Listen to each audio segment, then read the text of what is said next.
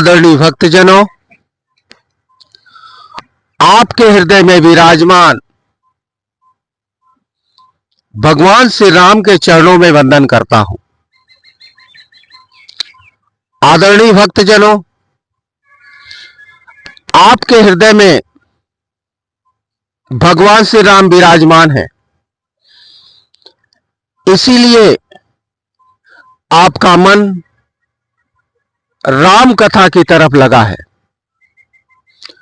राम कथा की तरफ मन तभी लगता है जब हृदय में भगवान विराजमान होते हैं। इस तरह से आपके हृदय में भगवान विराजमान है। भगवान के हृदय में सारा ब्रह्मांड है। इस तरह से आपके हृदय में सारा ब्रह्मांड विराजमान है। आप भी इस ब्रह्मांड के, इस सृष्टि के एक महत्वपूर्ण अंश हैं। आदरणीय भक्तजनों,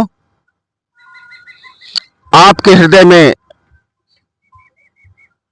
श्री राम विराजमान है। उनके चरणों में वंदन करते हुए श्री राम कथा को आगे लिए चलते हैं। जो राम कथा आपको सुना रहे हैं वो वाल्मीकि जी के रामायण से लिया गया है।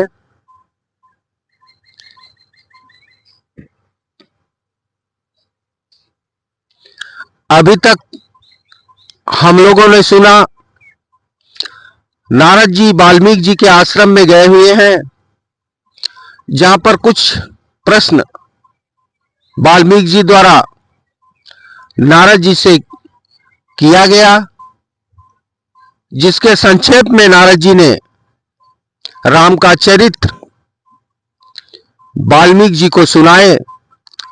आगे आइए आपको लिए चलेंगे त्रेता युग में महर्षि वाल्मीकि के आश्रम में, जहां पर नारद जी और वाल्मीकि जी बैठे हुए हैं और उनकी वार्तालाप हो रही है। आइए देखते हैं वहां क्या हो रहा है। नारदस्य तु तद्वाक्यम श्रुत्वा वाक्य विशारद पूज्यामास धर्मात्मा स शिष्यो महामुनि। देवर्षि नारद जी के उपयुक्त वचन को सुनकर वाणी विशारद धर्मात्मा ऋषि वाल्मीकि जी ने अपने शिष्यों सहित उन महामुनि का पूजन किया। वाल्मीकि जी से यथावत सम्मानित हो देवर्षि नारद जी ने जाने के लिए उनसे आज्ञा मांगी और उनसे अनुमति मिल जाने पर वे आकाश मार्ग से चले गए। उनके देवलोक पधारने के 2 ही घड़ी बाद वाल्मीकि जी तमसा नदी के तट पर गए, जो गंगा जी से अधिक दूरी नहीं है। तमसा के तट पर पहुंचकर वहां के घाट को कीचड़ रहित देख मुनि ने अपने पास खड़े हुए शिष्य से कहा, भारद्वाज, देखो यहां का घाट बड़ा सुंदर है। इसमें कीचड़ का नाम नहीं है। यहां का जल वैसा ही स्वच्छ है जैसा सत्पुरुष का मन होता है। आगे अपने शिष्य से वाल्मीकि मुनि तमसा के घाट पर कह रहे हैं, सुनिए। तात, यही कलश रख दो और मुझे मेरा बलकल दो। मैं तमसा के इस उत्तम तीर्थ में स्नान करूंगा। बलकल मतलब होता है वस्त्र, जो स्नान के समय, स्नान के बाद पहना जाता है। महात्मा वाल्मीकि के ऐसा कहने पर नियम परायण शिष्य भारद्वाज जी ने अपने गुरु मुनिवर वाल्मीकि जी को बलकल वस्त्र दिया। शिष्य के हाथ से बलकल लेकर वे जितेंद्र मुनि वहां विशाल वन की शोभा देखते हुए सब और विचरने लगे। वाल्मीकि जी तमसा नदी पर विचरण कर रहे हैं। उसी समय क्रोंच पक्षियों का एक जोड़ा आता है जो कभी एक दूसरे से अलग नहीं होता था, विचर रहा है। दोनों पक्षी बड़े मधुर बोली बोल रहे हैं। भगवान वाल्मीकि मंत्रमुग्ध होकर उन पक्षियों को देख रहे हैं। उसी समय जब वाल्मीकि जी तमसा नदी पर विचरण कर रहे हैं, पापपूर्ण विचार रखकर एक निषाद वहां आ रहा है और वो सभी जंतुओं को मारता था, कष्ट देता था। उस जोड़े को देखा जिसमें नर पक्षी को वाल्मीकि जी को देखते ही देखते मार डाला। वह पक्षी खून से लथपथ हो गया है, पृथ्वी पर गिरकर तड़प रहा है और अपने पति की हत्या हुई देख उसकी भार्या क्रौंची करुणाजनक स्वर में रो रही है। उत्तम पंखों से युक्त वह पक्षी सदा अपनी भार्या के साथ विचरण करता रहता था। मस्तक का रंग तांबे के समान लाल था। वह काम में मतवाला हो गया था। ऐसे पति से वियुक्त होकर क्रौंची बड़े दुख के साथ रो रही है। वाल्मीकि जी सभी की भाषा समझते थे। उस दुख को जब देखे कि निषाद ने इस नर पक्षी को मार गिराया है, तो धर्मात्मा महात्मा वाल्मीकि जी को बड़ी दया आई और स्वभाव से करुणा रखने वाले दयावान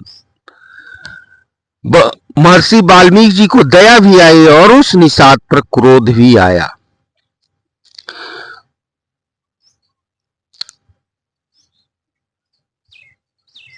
इस तरह से उनके मुंह से जो वाक्य निकला है, आदरणीय भक्तजनों आपको बता रहे हैं। यहीं से आदि कवि से कविता का जन्म हुआ है।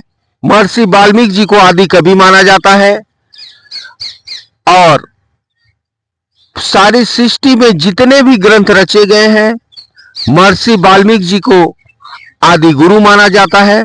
उस क्रौंच पक्षी के मरने के बाद उनके मुखार बिंदु से जो श्लोक निकला उसको सुनिए। मानिषाद प्रतिष्ठा त्वमगम शाश्वती समा यत् क्रौंच मिथुनादेक मम्बधि काम मोहितम।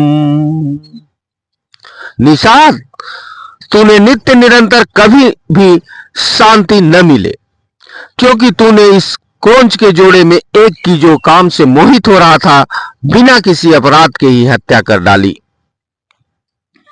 इस तरह से वो श्राप दे दिए निषाद को और उनके मन में विचार आ रहा है। उसी समय उनको चिंता हुई कि अरे, ये मैंने क्या कर डाला। यह सोचते हुए महाज्ञानी परम बुद्धिमान मुनिवर वाल्मीकि एक निश्चय पर पहुंच गए और अपने शिष्य से बोल रहे हैं, तात, शोक से पीड़ित हुए मेरे मुख से जो वाक्य निकल पड़ा है, यह 4 चरणों में आबद्ध है। इसके प्रत्येक चरणों में बराबर बराबर अक्षर है तथा इसे वीणा की लय पर गाया भी जा सकता है। अतः मेरा यह वचन श्लोक रूप होना चाहिए। इस तरह से अपने वाक्यों पर जब ध्यान दिए तो उनको समझ में आया कि इससे तो श्लोक बन सकता है, ये वीणा पर गाया जा सकता है। भारद्वाज मुनि अपने शिष्य से यही चर्चाओं कर रहे हैं। भारद्वाज मुनि ने जब उनके इस विचार को सुना तो बड़े प्रसन्न हो रहे हैं और समर्थन करते हुए कह रहे हैं कि महामुनि, ये तो परम सौभाग्य की बात है। इसके बाद वाल्मीकि मुनि जी उस तीर्थ पर स्नान कर रहे हैं। स्नान करने के बाद उसी विषय पर विचार करते हुए अपने आश्रम में आ गए और उनका शिष्य भी उनका कलश लेकर भारद्वाज जी भी अपने गुरु के पीछे पीछे आश्रम में पहुंच गए। आश्रम में पहुंचे हैं, और वाल्मीकि जी अपने आसन पर बैठे हैं और बार बार उनका जो मन है वो उसी श्लोक पर जा रहा है।